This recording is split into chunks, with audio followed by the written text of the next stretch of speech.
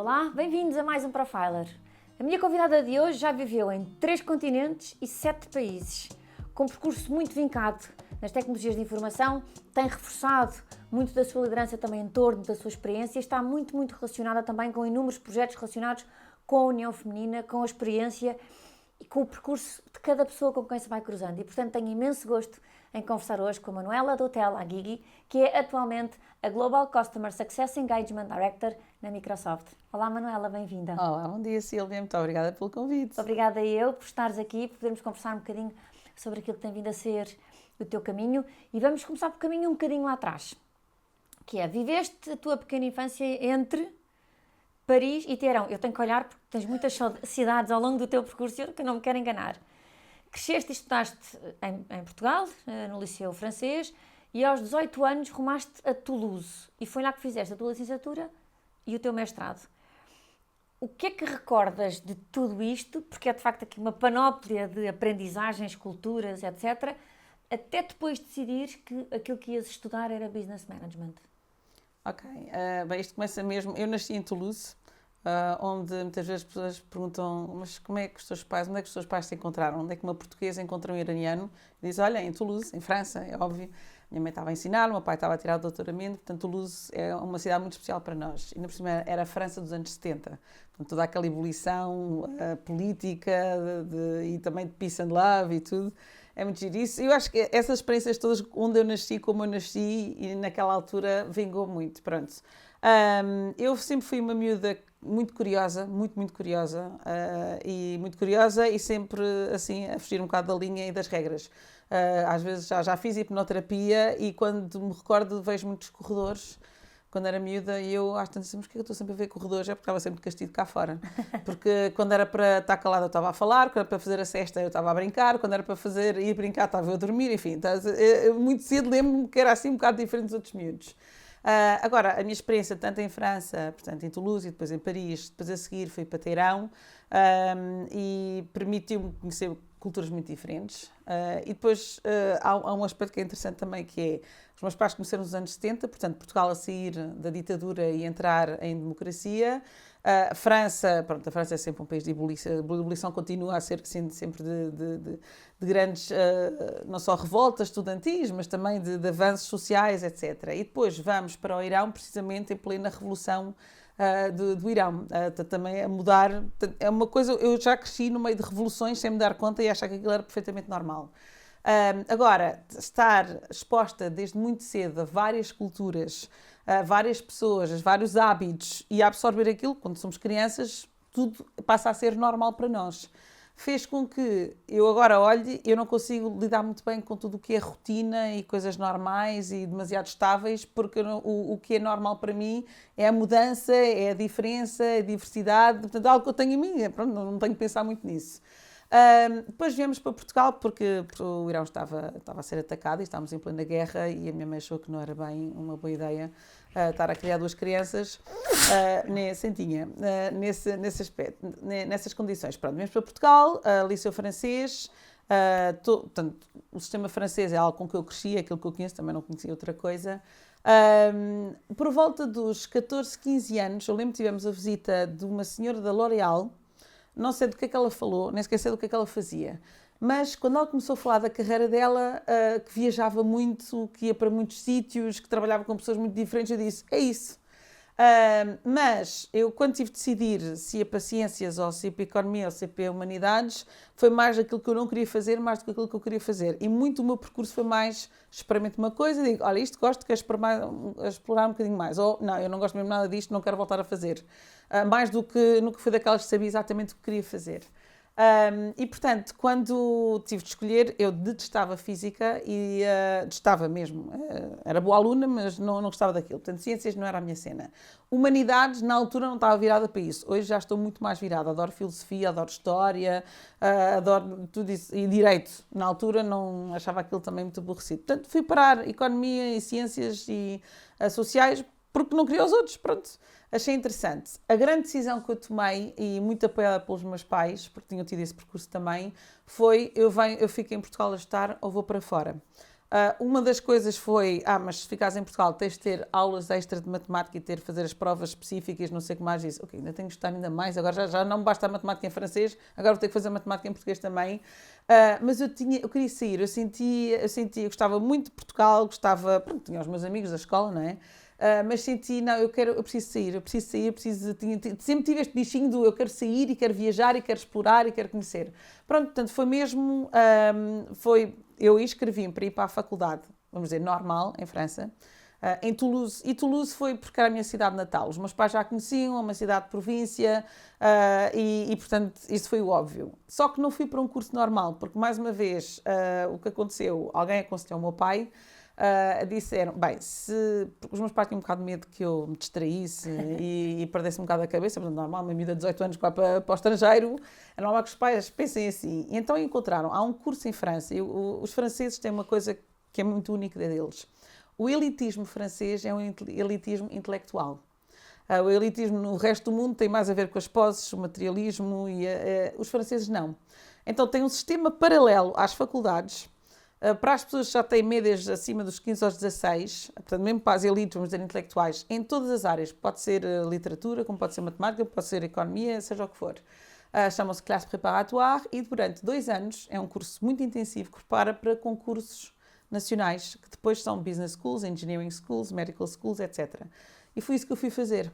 Sem sequer saber para o que eu ia. Os meus pais apenas me disseram, olha, isto é como a faculdade, mas estão sempre em cima de ti, tens 10 horas de aulas por dia, mais exames aos sábados de manhã, e eu achava que aquilo era normal e fui por aí.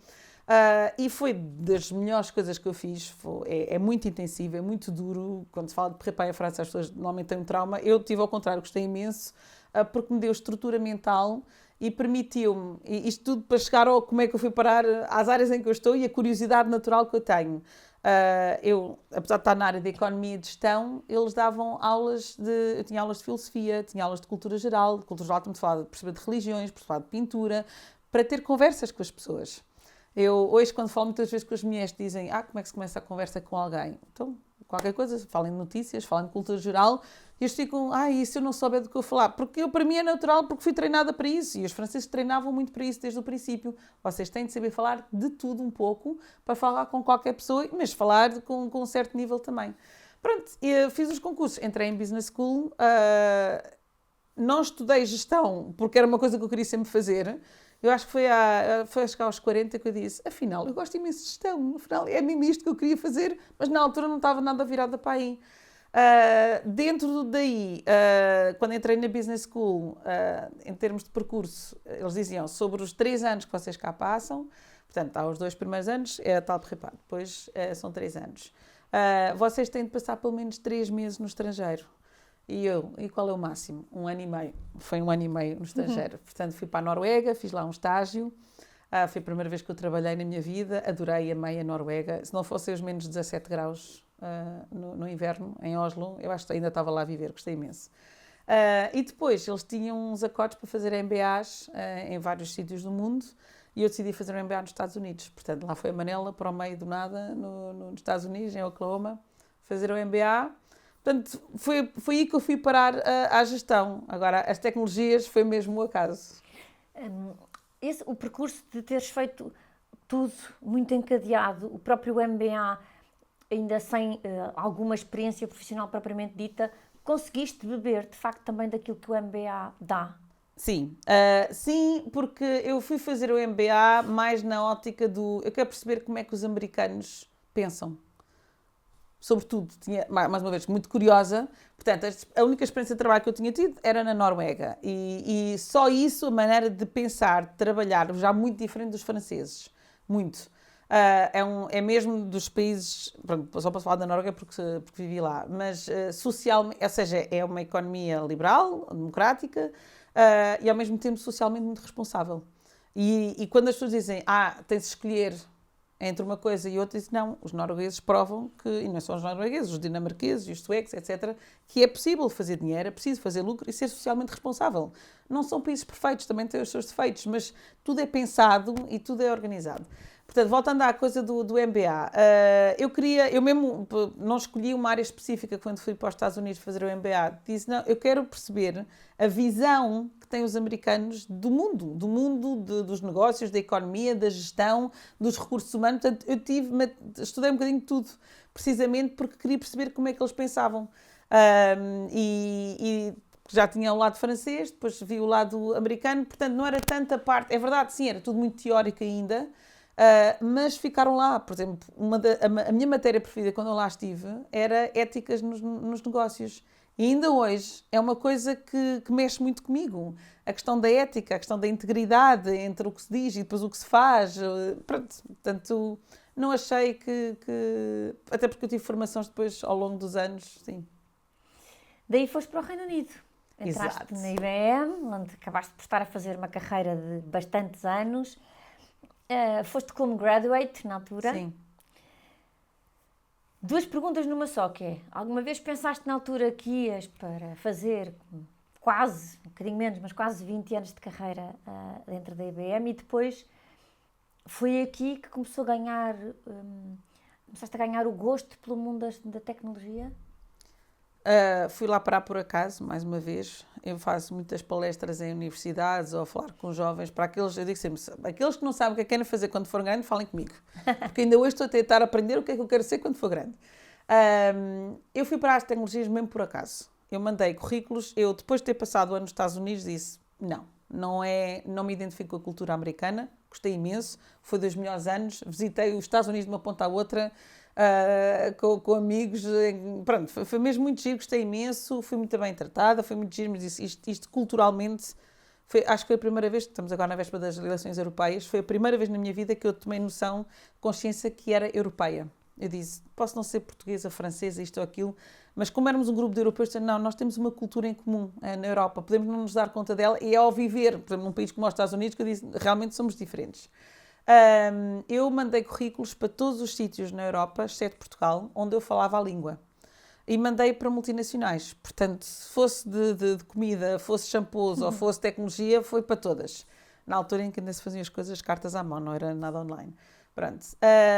Acabei por ter a escolha entre empresas de consultadoria ou IBM, entre Inglaterra e França e Luxemburgo. E não gostei das entrevistas em França, foi mesmo isso, não gostei, apesar de me oferecerem um cargo muito bom, empresas muito conhecidas e tudo, é que não gostei mesmo nada do processo de entrevista. E Inglaterra, adorei. Trataram-me super bem na IBM, com muita curiosidade, com muito interesse, muito calmos. E eu disse, bem, se isto é a minha experiência agora, eu não quero sequer imaginar o que é que vai ser depois, não é? Foi à aventura. E realmente, eu achei que a Inglaterra, para mim, foi aquela mistura entre o anglo-saxónico dos americanos e, ao mesmo tempo, a Europa, apesar de não estarem nunca se sentirem mesmo dentro da Europa. Portanto, entrei na IBM por acaso e gostei muito do graduate program que eles tinham, porque, mais uma vez, para aqueles que não sabem muito bem o que aquilo querem ser quando forem grandes, durante 2 anos eles vão-nos fazendo rotações de 6 meses em várias áreas. Portanto, eu comecei por trabalhar em contratos, eu sou completamente obcecada agora com contratos, fui treinada por um corporate lawyer do melhor que havia, como é que eram negociações, depois estive a ver a área comercial, depois gestão de projetos, enfim, andei a fazer isso tudo até decidir o que é que eu queria fazer. E decidi que queria fazer a área comercial, a área das vendas, e comecei a retar por aí. O que é que eu me dei conta da tecnologia? Foi, talvez passado uns 7 ou 8 anos, em que fui parar ao setor público. Porque até ali eu estava a perceber a tecnologia, como é que aquilo funcionava, como é que se vendia, porque é que servia, mais do que... isto realmente é muito interessante. Quando eu comecei a ver no setor público que havia, em particular, uma solução que nós tínhamos com os parceiros, que era o Single Assessment, que era como lidar com os idosos. Então dizia, o problema que eles tinham em certos sítios em Inglaterra é que, por exemplo, o médico dizia ao Sr. João, Sr. João, o seu joelho está ali, está mesmo muito mal, o senhor deve evitar andar, tem de ficar em casa, descansar ao máximo. Um idoso. E depois vinham os serviços sociais, passado 2 horas, dizia, Sr. João, está com um ar tão deprimido, caramba, tem de sair de casa, tem de passear, vai ver não sei o que mais. O desgraçado do Sr. João estava ali, mas afinal é para sair ou para ficar. Então a solução era, todas as pessoas que tinham a ver com esse idoso, entravam online e então iam procurar, iam ver o que é que os outros tinham dito e encontravam soluções de intermédio. Ok, ele não pode andar, mas é preciso que ele saia. Então vamos arranjar aqui um transporte para o levar ao centro cívico, para ele ver pessoas, etc, etc.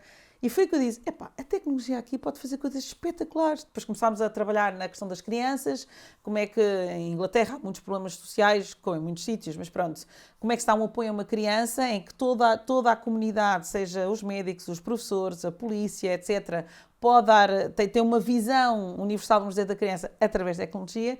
E foi aí que o mesmo conceito de Tech for Good, assim, não, a tecnologia pode fazer coisas fantásticas. Às vezes só falamos das coisas negativas, mas tem coisas mesmo muito boas e que junta pessoas e que traz soluções. Portanto, foi aí que eu apanhei o gosto mesmo da tecnologia.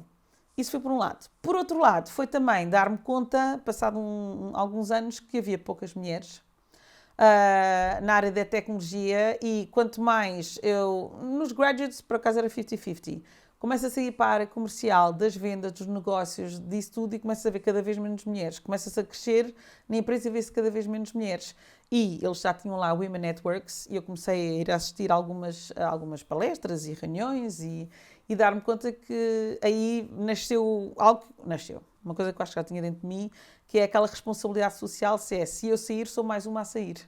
E alguém tem de ficar aqui para mudar o mundo e a realidade é que o mundo está todo ligado às tecnologias. Portanto, eu quero que as minhas façam parte e eu quero fazer parte disso e quero ser uma role model e mostrar aos outros.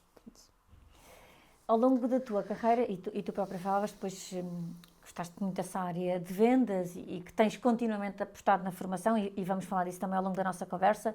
Uma das coisas que tu fizeste foi IBM Sales School. Já vamos depois, lá um bocadinho lá mais à frente, regressar a algumas outras formações que tu fizeste, mas a minha pergunta, adiante-me um bocadinho, é este complemento de uma forma académico, voltar a estudar, tens feito isto de forma contínua, presumo por considerares que é de facto muito importante ir conciliando com a experiência profissional. Sim. Houve uma parte consciente e uma parte obrigatória. Eu só trabalhei para empresas de tecnologia americanas, portanto, se calhar é diferente nas outras. Eu sei que nelas a formação é obrigatória. Há certas formações em função do role que uma pessoa tem formação obrigatória. Portanto, qualquer pessoa que quisesse vender, fosse uma caneta, fosse um servidor, fosse o que fosse, a um cliente, tinha de fazer a Sales School.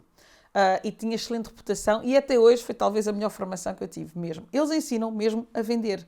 Mas quem diz a vender é ouvir o cliente, é saber, começa logo pelo princípio, que vai-se ter com o cliente pela primeira vez, o que é que se diz? Olá, não é olá? Qual é a primeira conversa? Do que é que se trata? Eles tratavam mesmo desse nível. E depois super prático. Ele foi uma formação de 4 meses, tanto teórica como terreno, constantemente. Até traziam clientes para nós treinarmos com os clientes. Portanto, aquilo era muito, muito à frente. E eu adorei porque aprendi técnicas que ficaram comigo para o resto da vida. Por exemplo, como é que se lida com uma objeção? Isso é muito caro. A tendência da maior parte das pessoas é dizer, eu estou dando um desconto. E nós tínhamos regras, eu ainda me lembro, a IBM dizia, nós não damos descontos e somos 20% mais caros que o mercado. Portanto, agora vocês vão aprender a vender como deve ser, vão aprender a vender o valor. E se um cliente diz que é muito caro, a resposta é muito caro em relação a quê? Você tem um orçamento, não tem um orçamento.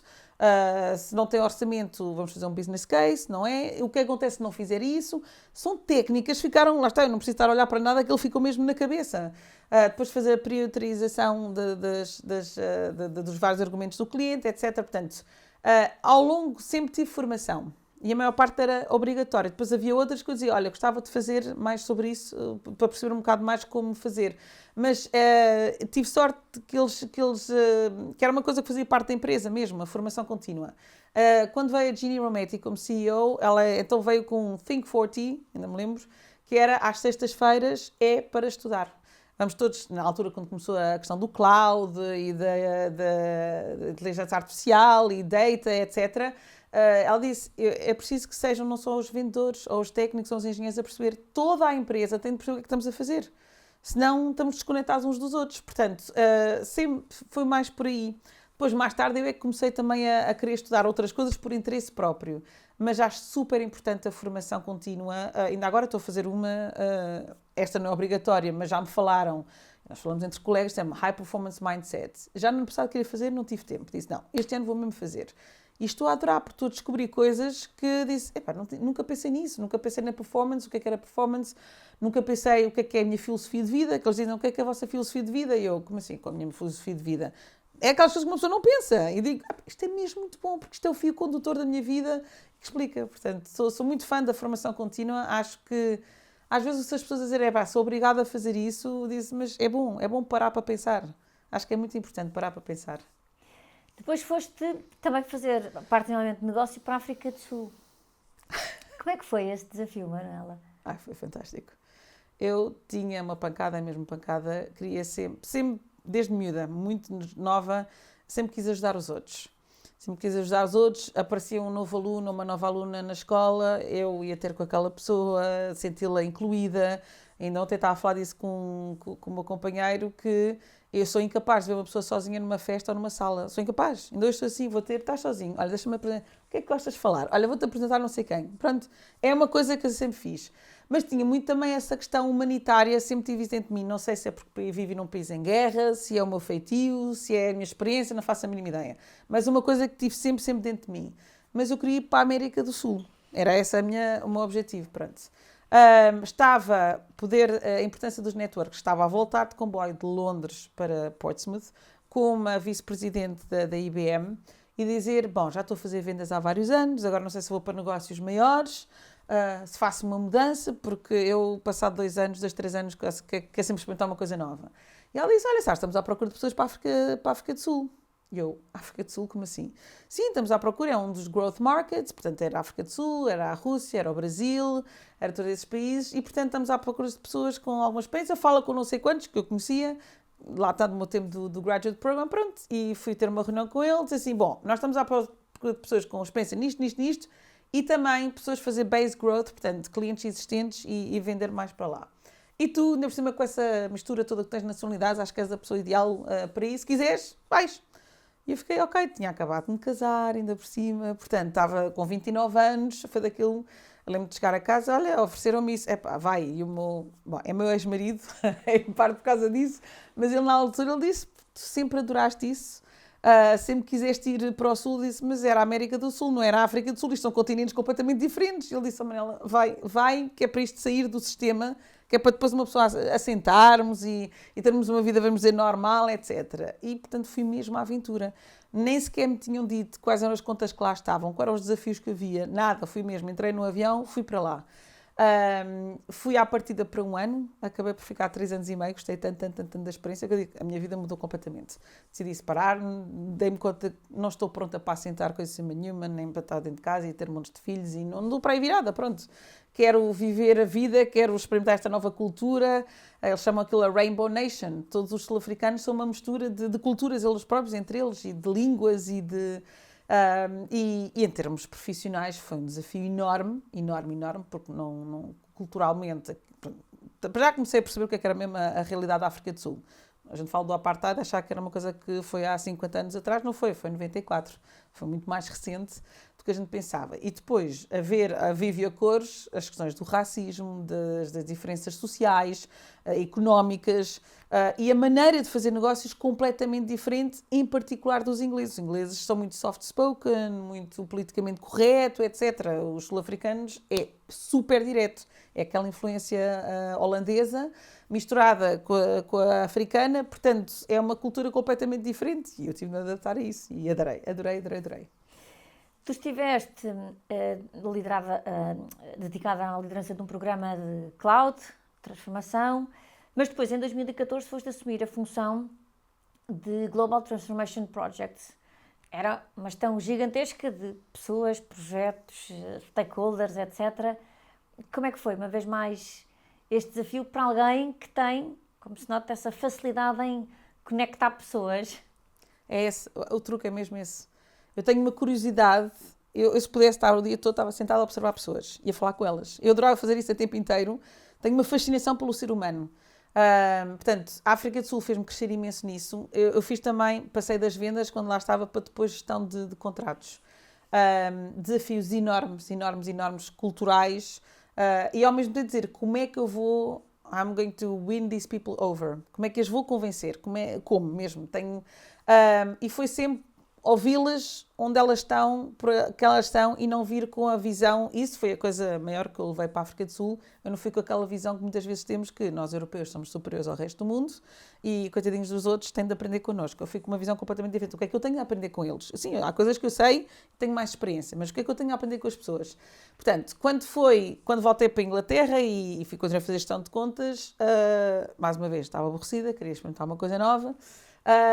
E recebi um telefonema de um dos vice-presidentes a dizer: olha, não queres ser o Cloud Program Leader para o UK Transformation? E eu, sim, claro, sim. Eu digo sempre que sim, sem saber o quê. Não sabia o que era Cloud, não sabia o que é que ele estava a falar, não fazia nada. E depois ainda me lembro de ter ironia agora de hoje em dia, toda a gente sabe o que é Cloud, mas eu lembro depois no dia seguinte dizer: mas olha, desculpa lá, Andrew, mas o que é essa cena do Cloud? Ele disse: pá, eu não sei, está tudo a falar disso, just make it happen, ok? Não sabia o que era, mais ou menos não sou engenheira de formação nem nada lá. Eu disse: bem, então dá uma lista das pessoas com quem eu tenho de falar. E foi muito interessante porque realmente quase ninguém sabia, estava toda a gente a tentar perceber o que era, como é que se falava daquilo. No fundo era outsourcing, mas uma versão mais moderna, vamos dizer, de outsourcing, pronto. E public cloud, etc. Quando veio o desafio de transformação, disseram-me: olha, esta é a maior conta que alguma vez a IBM teve. Acabaram de assinar, estamos a falar de bilhões, e gostamos que tu fizesses a adaptação cultural do cliente com a IBM, das pessoas, como é que vão trabalhar juntas, espalhadas pelo mundo. E eu disse: isto é espetacular, isto é totalmente a minha praia. Eu fui para a entrevista para isso. Deram-me o posto e depois a seguir... aliás, não, antes da entrevista, quem me falou disso foi uma das vice-presidentes que lá estava e eu disse: não, eu já ouvi falar dessa conta, é muito complicado, não estou para aí virada. Eu neste momento sou mãe, tenho um filho, quero as coisas tranquilas, não quero. E ela é daquelas pessoas que não aceita não. Portanto, eu disse-lhe não 2 vezes, à terceira disse: bom, já percebi que vou ter de dizer que sim, mas olha, então vou fazer essa coisa cultural, parece-me simpático. Não foi nada disso. No primeiro dia, quando comecei a trabalhar, disseram: ok, o cultural a gente depois lida com isso depois, mas vamos lançar as maiores helpdesks, ou service desk na altura, da IBM a nível mundial, e tu vais estar responsável por isso, por essa transformação. E eu: vocês estão a brincar comigo? É que eu sei que estou a entrevistar muitas pessoas, se calhar confundiram-me com outra pessoa. Não, eu estou aqui para fazer a tal cena cultural, mentira. Eu não percebo nada de service desk, nem help desk, nem como é que funciona, não sei nada, porque é que me estão a chamar a mim para fazer uma coisa que eu nunca fiz na vida? E disseram: é exatamente por isso que nós queremos que seja tu. Tu já fizeste gestão de clientes, tu já fizeste as vendas, conheces a teoria, já fizeste a prática. Eu era especializada em trouble contracts, quando estava tudo a correr mal, mandavam a portuguesa para lá resolver os problemas. E, portanto, nós precisamos de alguém que monte isto bem desde o princípio. Já percebes a teoria, sabes como é que é suposto ter na prática, por isso és a pessoa certa, vais fazer as perguntas certas. Ok. Bom, eu lembro da primeira reunião, uma reunião que durou 4 horas e meia, com tudo. Era engenheiros, era técnicos, era project manager do mundo inteiro. Tinha as pessoas desde a Malásia, à Índia, ao Brasil, aos Estados Unidos, por todo lado. E eu a fazer perguntas: bom, ok, então eu sou a Joana, o meu laptop de repente está azul, tenho que ligar para o helpdesk, o que é que eu faço? Então, olha, vais online, log on, não sei o que eu disse. Não, o meu ecrã está azul, portanto não posso log on, coisa assim nenhuma. Mas o contrato disse: eu não quero saber o que é que está no contrato. O meu ecrã está azul, eu preciso de ajuda. E foi aí que eu comecei a perceber, agora já percebi o que é que me chamaram a mim, porque eu ponho-me sempre no lugar do outro e ponho-me sempre no lugar do cliente. E faço as perguntas mais básicas, que é preciso ligar para alguém. E depois assim: mas há números de telefone, posso ligar para alguém? Porque se o meu ecrã está azul, não posso log on, coisa assim nenhuma. E disseram-me: sim, podes ligar. Ótimo, então onde é que está o número de telefone para eu ligar? You have to log on. E eu disse: sério, bom, então pronto, então vamos ter que imprimir números de telefone para pôr em todos os lados. Estamos a falar de centenas de escritórios espalhados pelo mundo de fora desse cliente. Portanto, foi aí que eu disse: ok, isto é mesmo, é sempre, o coisa básica é eu ponho no lugar do outro. Como dizem: tu és muito boa naquilo que fazes, eu não faço outra coisa senão estar a ouvir mesmo a sério. Não é ouvir para responder, que é o que nós temos a tendência a fazer. É ouvir o que é que está a ser dito, o que é que não está a ser dito, o que é que eles querem dizer, reformular.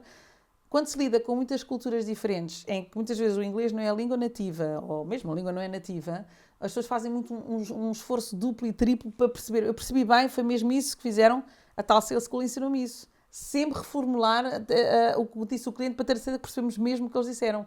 E depois façam falar por escrito. Portanto, foi isso que eu peguei e pronto, foi estressante, claro que foi estressante, porque tudo pode correr mal, a tecnologia corre sempre mal quando uma pessoa quer fazer uma coisa ao vivo e a cores, mas foi espetacular, adorei. A primeira fase, aquilo que fizemos por fases, pronto, a partir da primeira fase, pronto, já tenho aqui a minha checklist, então vamos lá fazer as outras. Portanto, foi um desafio adorei porquê? Porque eram várias culturas. E aí é que eu percebi, não, eu não nasci para estar em coisas só nacionais, seja onde for, eu não nasci mesmo para estar a lidar com pessoas do mundo inteiro e ajudar as pessoas a não ter preconceitos. Vou dar um exemplo. Nessa equipa tínhamos uma senhora que era da China. O inglês dela não era muito bom. E estávamos a fazer estes checklists. E eu lembro dos meus colegas, não sei se eram ingleses ou americanos, quem que eram, ela fez uma pergunta e eles disseram, coitadinha, ela não percebe o que é para fazer. E eu comecei-lhe a fazer perguntas a ela, mas estás-me a perguntar isso porquê? Ou seja, aquilo tinha, sei lá, para aí 10 etapas, nós ainda estávamos nas 2 primeiras, ela já tinha feito as 6 primeiras, estava na 7ª, estava-me a fazer perguntas da 7ª etapa. E disse, estão a ver os preconceitos que nós temos? Achar porque o inglês não é muito bom, que as pessoas não percebem as coisas. Não, o inglês dela não é muito bom, mas a cabeça dela está muito à frente e é super organizada. Ainda em UK surge a tua mudança profissional. Sim. Como é que foi, depois de tantos anos? Isto, passar 17 anos na IBM, é como passar a estar em casa 18 anos dos pais e achar que já não posso ver os meus pais à frente, quero ver outra coisa, eles não sabem. Quando não sabemos outra coisa, já tinha também rodado tudo e mais alguma coisa que eu queria fazer. Tinha feito people management, tinha feito transformação, vendas, project management. Isso, já estava no... Eu gostava de mudar, mas não sei bem para o quê. Portanto, o meu primeiro chefe de vendas comercial vai para uma empresa chamada Leitos, por acaso lilás, o logotipo, e vamos ao Living Do.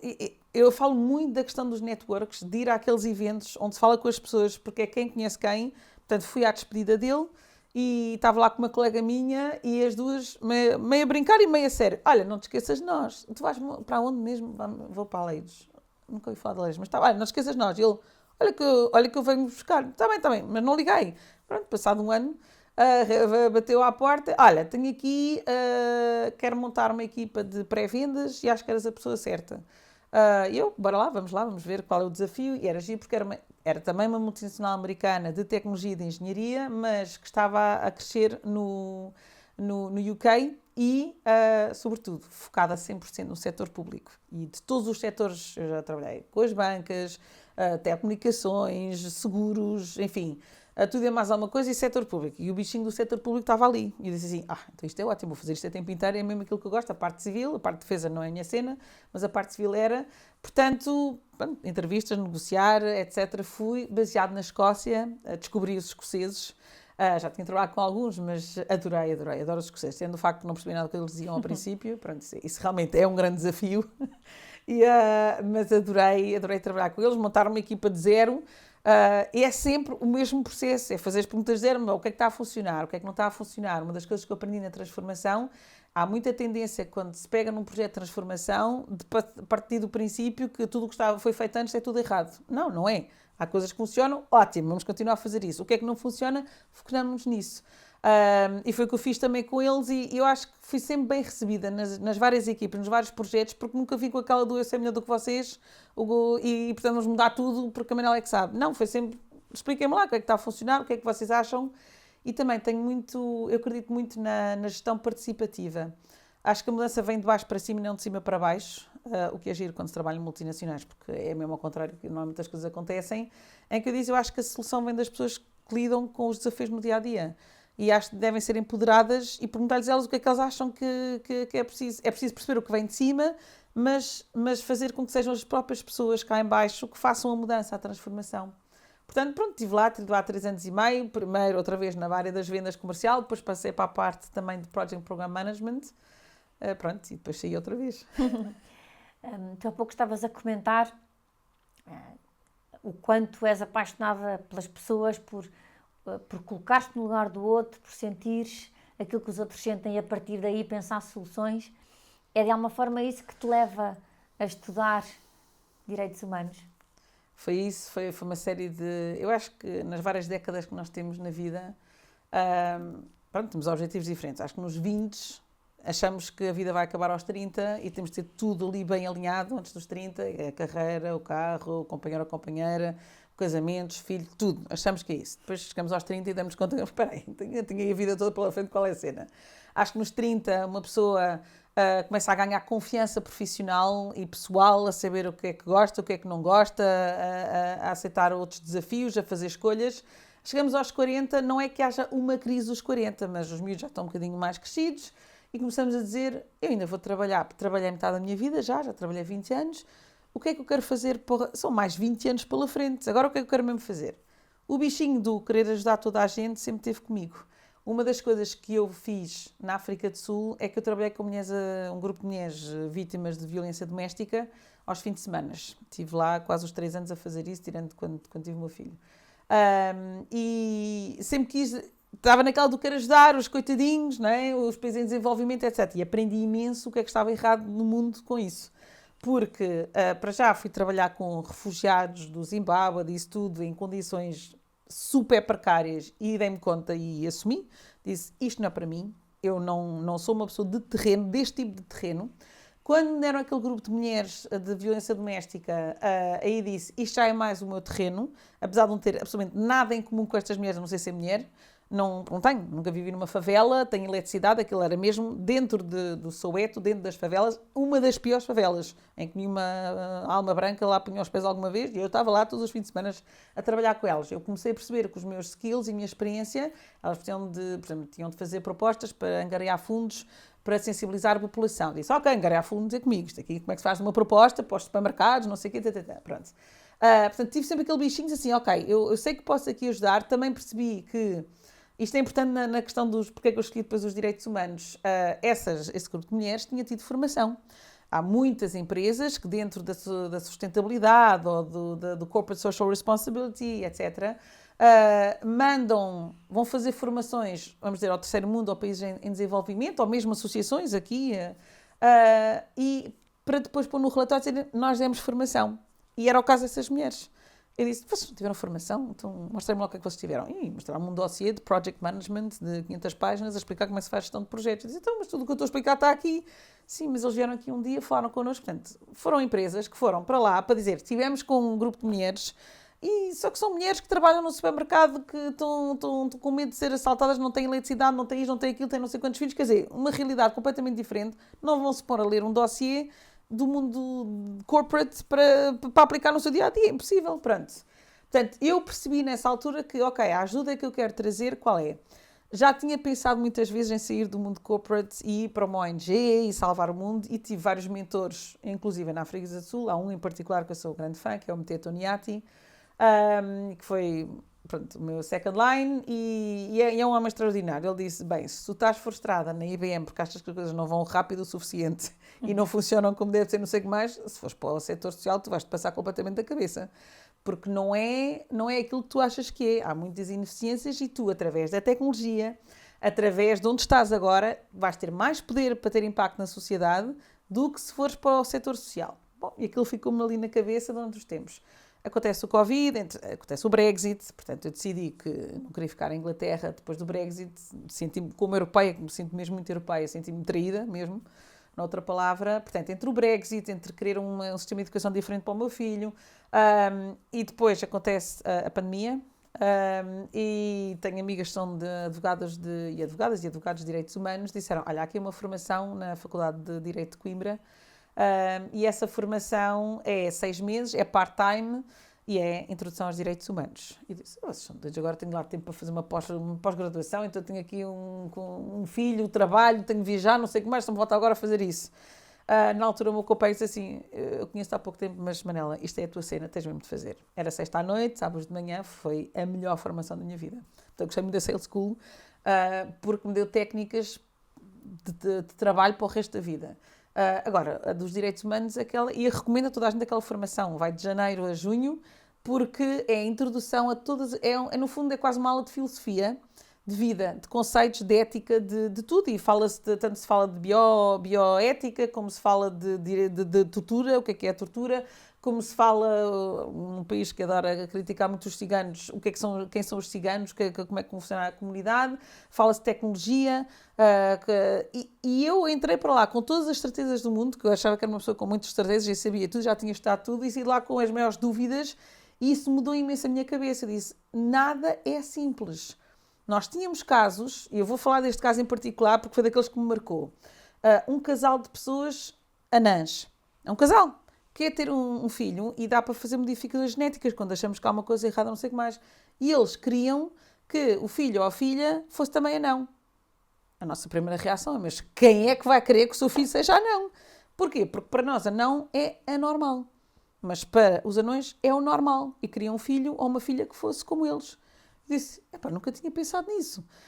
Portanto, houve uma série de questões que começaram a pensar e eu aí decidi, na altura onde estava, gostava muito, mas a parte da defesa estava a crescer muito. Eu vivi num país em guerra, eu sou anti-guerra até dizer chega, porque eu tenho literalmente traumas de infância do que é que são bombas a cair em Teherão como criança e o medo e toda a situação.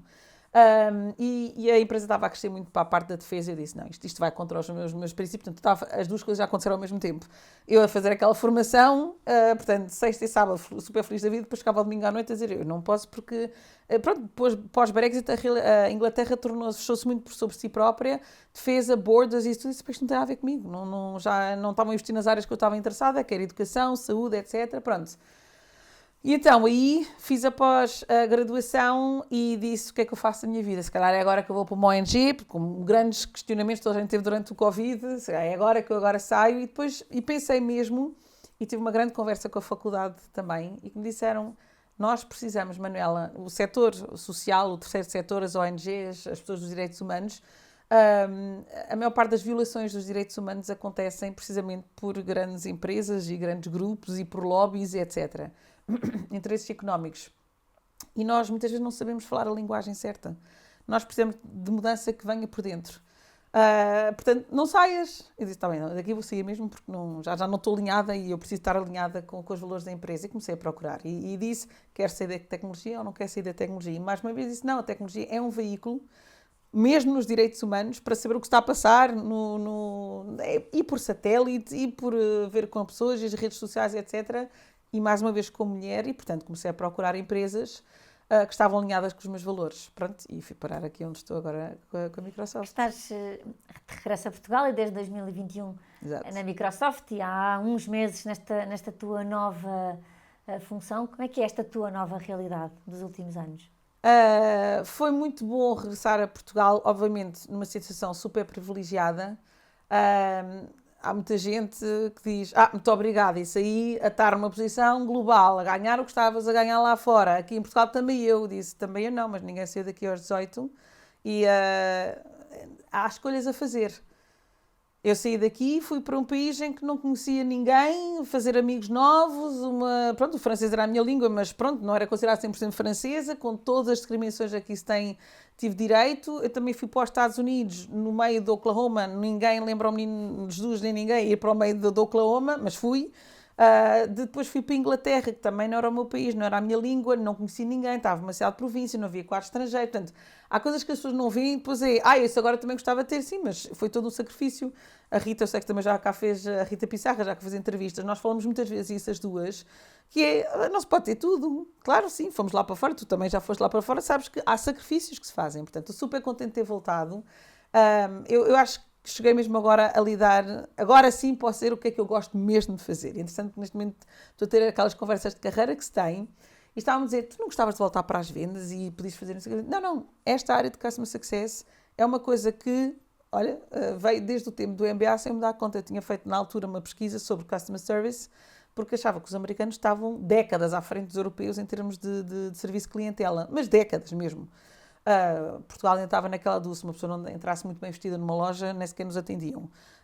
Os franceses então nem se fala. E os americanos nem sequer nos perguntavam, trocavam as coisas sem fazer perguntas, reembolsavam logo, era outro mundo. Sempre fiquei com esse bichinho dos clientes e, portanto, a área de Customer Success é exatamente isso. É como é que nos asseguramos, não que a nossa empresa esteja a fazer muito dinheiro com o cliente, mas como é que o cliente está mesmo a beneficiar da nossa área. Eu entrei, ainda por cima, o desafio que me deu, isto coincidiu, acreditei ou não agora no universo, eu escrevi uma carta a mim própria a dizer exatamente o que eu estava à procura. E disse, eu estou à procura de uma empresa de tecnologia num posto global em que esteja a lidar com várias nacionalidades, já agora gostava de descobrir uma nova cultura. Portanto, eu escrevi isto tudo mesmo, é isto que eu quero. E passado 2 dias há um headhunter da Microsoft que me contactou a dizer, olha, temos aqui um posto internacional global, tem de ser baseado na Europa, escolhes onde tu quiseres, na Europa, vais reportar ao Japão. E eu, Japão? Eu nunca lidei com os japoneses, olha que fixe. É uma empresa japonesa, ao cliente, etc. Pronto, e portanto adorei, fiz aquilo durante 2 anos. Mais 2 anos, fui a Tóquio pela primeira vez na minha vida, lá está, fora da minha zona de conforto, então ia que eu achei que estava mesmo noutro planeta, adorei, foi giríssimo. E lidar com os japoneses foi mesmo um desafio, não só a falar, a lidar, eles têm imensos protocolos, gostei imenso. E agora esta área estou a adorar porque mudei entretanto no mês de novembro, estou a trabalhar com a liderança, portanto de um grupo somos mais de 400 pessoas, literalmente espalhados pelo mundo inteiro. São todas as culturas e mais alguma, portanto estou a ter exatamente aquilo que eu queria. E depois, voltar a Portugal permitiu-me também, disse, eu quero fazer avançar a sociedade portuguesa. Infelizmente ainda há muita gente aí para fora, sobretudo os jovens, e disse, não, eu quero contribuir, eu quero contribuir de regresso a Portugal, o que é que eu posso fazer, onde é que eu posso ajudar, e em particular a questão das mulheres, que é uma questão que me tem seguido toda a minha carreira, e esse trabalho dá muito, muito gozo. É puramente voluntário, não ganho absolutamente nada com isso, mas vejo a luz a fazer-se nos olhos, a brilhar de muitas mulheres e cada vez mais. Portanto, sim. Fazendo o link com isso que tu estás a dizer, tu criaste o primeiro Woman Network da Microsoft de Portugal. Este projeto ajuda também a um desafio que continuamos a ter no dia-a-dia, que é trazer mais mulheres para a tecnologia? Sim, é uma das coisas. Nós temos, portanto, quem criou, coincidiu, eu entrei em setembro de 2021, a primeira coisa que eu disse é, onde está o Women Network? E disseram, olha, acabou de ser criado, portanto, contatei, ok, qual é o objetivo? O objetivo inicial era, vamos falar da questão de género e género na tecnologia. E aí eu disse, ok, mas há estudos e mais estudos e mais estudos e mais estudos, o que é que nos vai fazer diferente? Nós temos de empoderar as pessoas, mas isso eu trouxe já da IBM e depois da Leidos, coisas que já tinha visto e experimentado noutros sítios, que foi, há aqui, se queremos ter mais mulheres na tecnologia, isto começa na pequena infância. Portanto, vamos trabalhar com as escolas. Temos um pilar que é de educação, em que vamos falar as miúdas, e não estamos a este debate, se vamos ter que ir ainda mais cedo do que isso, mas por volta dos 12, 13 anos é quando decidem que não, ciências não é para mim, não gosto nada disso, e portanto vão para humanidades, seja o que for, economia, tudo menos ciências. Pronto, portanto vamos falar com as escolas, trazemos as escolas à Microsoft, temos agora um programa que é o Do It Girls on the Road, em que temos um pack mesmo e somos todos voluntários, rapazes, homens e mulheres, para ir às escolas, podemos escolher as escolas que quisermos irmos falar, as escolas vêm ter connosco e explicar, desmistificar o que é. Há sempre aquela ideia que é um geek, é preciso ser só programador e está fechado num buraco negro. Não é nada disso, é giro. E mesmo verem para as miúdas, verem mulheres modernas, verem mulheres giras, interessantes, extrovertidas e tudo, e olha, afinal isto é interessante. E sobretudo fazer a correlação. O meu filho tem 15 anos, as amigas dele, eu tive a conversa, dura 2 minutos. Já pensaram em fazer tecnologia? Não sei, não estou para aí virado. Ok, então estou interessado em quê? Eu gostava de fazer psicologia, eu gostava de salvar golfinhos, eu gostava de fazer fashion design. Pronto, é a conversa que eu tive há um mês. E disse, então, mas vocês podem fazer isso tudo com a tecnologia. Mas como assim? Então, para perceber a psicologia humana, hoje em dia, os programas e tudo, e não sei o que mais, através da tecnologia, de testes de personalidade, disto e não sei o quê, pode fazer isso. Nunca tinha pensado nisso. Pronto. A outra, salvar golfinhos, temos satélites, temos sensores no mar, temos não sei o que mais, como é que não sei o que mais. Isso, mais uma vez, com a tecnologia pode fazer isso. Não tinha pensado nisso. E a outra, fashion designer, caramba, hoje em dia com a tecnologia, então é mesmo através daí que tu vais querer fazer isso, não vais fazer isso. E só numa conversa é porque acham que a tecnologia é um fim em si só. Não, isto é uma ferramenta. E depois eu adiciono sempre, e depois se quiserem ter vocês não querem viajar, e não querem ganhar muito dinheiro, e não querem ser independentes, não sei o que mais. Eu quero isso tudo. Então, mais uma vez, é a área que paga bem. Às vezes é uma conversa tão simples com, olha, agora realmente estou a pensar a fazer isso. E expô-las. Portanto, essa é a parte de educação. Depois o que é que nós vamos fazer com as nossas mulheres dentro da Microsoft? E quem diz mulheres, não é só mulheres, é também homens. Portanto, todos os workshops que nós fazemos a realidade do mundo empresarial é que temos a formação, seja faculdade, seja o que for, liceu, faculdade, etc., institutos, e entramos no mundo empresarial. E achamos que se eu trabalhar muitas horas, eu vou ser reconhecida e vou ser promovida e a vida vai ser muito feliz, porque sempre foi assim na escola. Não é? Há uma série de regras informais que ninguém nos ensina, que é, não, é preciso saber fazer autovalorização, é preciso saber explicar às pessoas o que estamos a fazer, é preciso saber fazer network, é preciso negociar, é preciso lidar com situações difíceis. E as pessoas então e como é que eu faço isso? Portanto, nós criámos um grupo de uma série de workshops que damos a todos. Portanto, são sempre mulheres a dar o workshop, mas é para todos. Em que dizemos, ok, networking, como é que se faz network? Uma coisa é a Manela, que adora falar com pessoas, que chega a qualquer lado, comenta a conversa com toda a gente. Pronto. E depois há aqueles que são envergonhados, que não têm autoconfiança, que não sabem sequer digo olá, não digo olá, do que é que eu falo, como é que eu me apresento, como é que eu digo o meu nome, enfim. E como é que puxo pela conversa, etc. Pronto, e nós fazemos esses workshops. Portanto, workshops de empoderamento. Depois temos role models, inspiring talks, pessoas que vêm, que falam do seu percurso.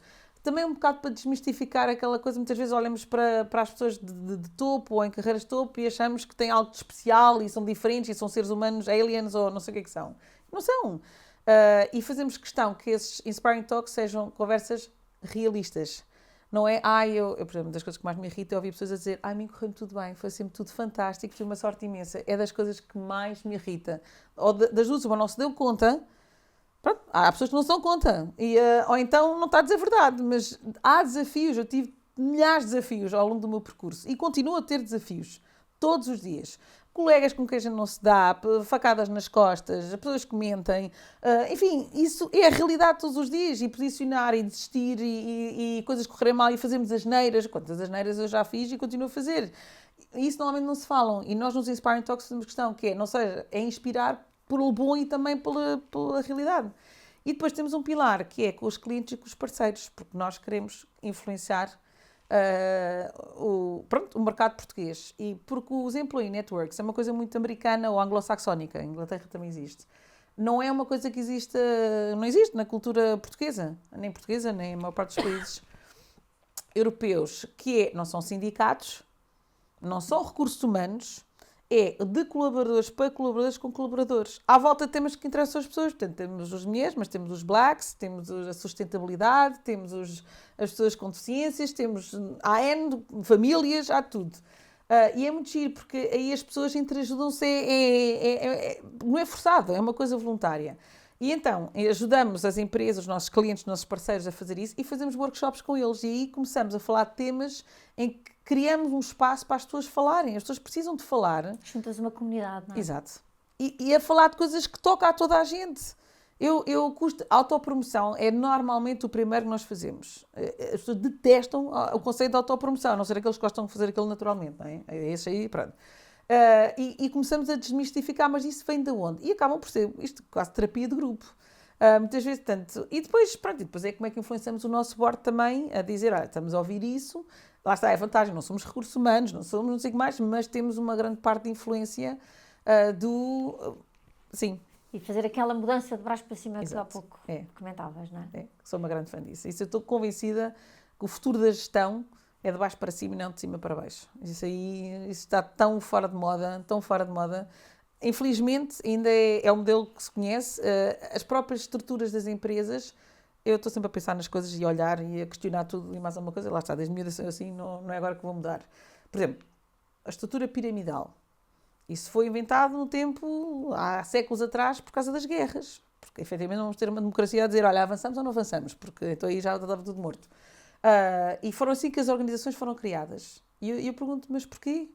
Por exemplo, uma das coisas que eu adoro no nosso network, e atenção que é o único employee network que é diferente, todos os outros alinharam com o modelo que é uma pessoa em cima, depois vários chapters e não sei o que mais. Nós dissemos, não, nós vamos fazer diferente e ninguém até agora nos disse que não podíamos. Que é co-liderança. Somos todas co-líderes. Portanto, estou eu e a Sandra Mateus, somos co-líderes, depois cada pilar tem co-líderes, depois as outras... E porquê? Para já, porque às vezes não posso ir e a outra pode e não sei o que mais. Porque acreditamos na colaboração. O futuro para nós da gestão é colaboração, o futuro da liderança é colaboração. Não é um que está a mandar. É super difícil ser líder. Não era melhor sermos dois a pensar, em vez de ser só um a pensar e a decidir? Porque é que tem de ser um? Quem é que decidiu que tem de ser assim piramidal? E estamos a provar que isto funciona. Tanto é quando as pessoas dizem, como é que vocês têm tempo para fazer o vosso trabalho e fazer isso tudo? Assim, olha, o modelo de liderança. Não há pressão numa só pessoa para decidir tudo. e não há pressão de serem sempre os mesmos a fazer. Não, é toda a gente faz parte, colabora, vai, avançam. Às vezes ajustamos e damos feedback uns aos outros. Portanto, Estavas há pouco a falar de desafios, que não corre sempre tudo bem. claro que não. Numa carreira como a tua, com imensas vicissitudes, se eu te pedir para identificares um momento, é possível? Um grande desafio, o maior talvez que tenhas Olha, passado. uma coisa que eu falo muito, que mais uma vez, temas tabus, eu adoro falar. Burnout. Eu tive um burnout em 2010. Porquê é que não se falam de burnouts? Porque as pessoas normalmente têm de parar de trabalhar. E começam a culpabilizar, a achar que estão a ser preguiçosas e os outros é que vão ter que fazer o seu trabalho. E eu digo sempre, eu até hoje, e desafio qualquer pessoa a dar-me o nome de uma pessoa que teve um burnout e que fosse preguiçosa. O burnout não acontece aos preguiçosos, acontece àqueles que preocupam demais e que fazem demais. Não é ao contrário.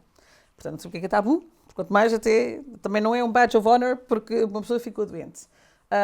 Aprendi imenso porque eu estava numa fase, o miúdo tinha 2 anos, tinha acabado de voltar da África do Sul, uma conta, um cliente super difícil. Foi aí que eu percebi da importância das personalidades e de estar alinhada com os valores, mesmo dos clientes também.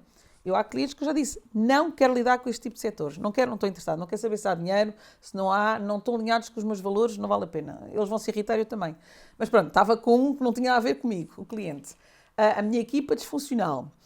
O miúdo a acordar-me 2 em 2 horas. Eu sou uma mãe solo, portanto, a fazer tudo e mais alguma coisa. E a achar que sou super mulher, claro que sou super mulher, mas sou carneiro, portanto, eu consigo fazer tudo. Toda a gente à minha volta a ver eu a ficar cada vez mais cansada, cada vez mais nervosa, cada vez isso tudo. E eu, não, estou bem, é só agora, é só hoje, é só esta semana, é só este mês, isto depois vai acalmar. E não acalmou. E passado 3, 4 meses foi mesmo, eu começava a chorar de manhã, chorava à noite, até que literalmente a minha coach, eu tinha uma coach na altura, me obrigou a ir ver o médico. Ele disse, tu tens de dormir, isto já não pode ser, já não dormes nem nada, estava a ter insónias. Pronto, e realmente fui ao médico, nem sequer consegui falar, desatei a chorar, e ele foi-me logo, 2 semanas. Não, eu ainda a resmungar com ele, não é, são 2, são só 2 dias, eu só preciso dormir 2 dias, depois estou bem. Pronto, foi uma maior lição, talvez, de autogestão da minha vida, foi se eu não cuidar do meu corpo e da minha mente e disso, tudo não chega a lado nenhum. Mas mais importante foi eu perceber que estava a fazer mais do mesmo e à espera de um resultado diferente. Achava que estava toda a gente errada à minha volta e tinha uma equipa disfuncional, o cliente era insuportável, o meu estava aos berros, portanto não estava a inventar cenas. Mas eu estava a fazer mais do mesmo à espera de trabalhar um bocado mais horas, mais isto, mais aquilo, a coisa vai correr melhor. Claro, foi a maior lição que eu... E agora, isto ficou-me para a vida porque o meu corpo agora já me dá os sinais. Ou torço o pé, portanto, quando eu torço o pé já sei que é... Olha, pronto, é mesmo para abrandar. Fisicamente tens de abrandar. Ou então começo a ter problemas de respiração, que é os meus níveis de stress já estão a chegar, vamos lá desligar a ficha e voltar a abrandar. Sim, foi esse o maior desafio. A importância do autoconhecimento também, não é? Muito. Terapia, sou fã de terapia, todo tipo de terapias, de coaching, lá está a formação contínua, a inteligência emocional, conhecermos a nós próprios. Não sei o que as pessoas não... Para mim isto devia ser obrigatório. Tenho a sorte de trabalhar em empresas que reconhecem a importância disso. E outras formações, por exemplo, que eu tive na minha IBM e também na Microsoft, de People Management. Como é que se lideram pessoas? E começa por percebermos a nós próprios, qual é a nossa inteligência emocional, porque é que gostamos dos outros, como é que se gera, como é que são os desafios. A parte toda humana, psicológica, eu acho que devia ser literalmente obrigatória. E acho que é muito importante, sim. Manuela, obrigada pela tua partilha, mas obrigada sobretudo por uma coisa que está sempre presente no fio condutor da nossa conversa, que é o teu foco no outro. Obrigada. Obrigada, eu. Obrigada. Vemo-nos no próximo Profiler.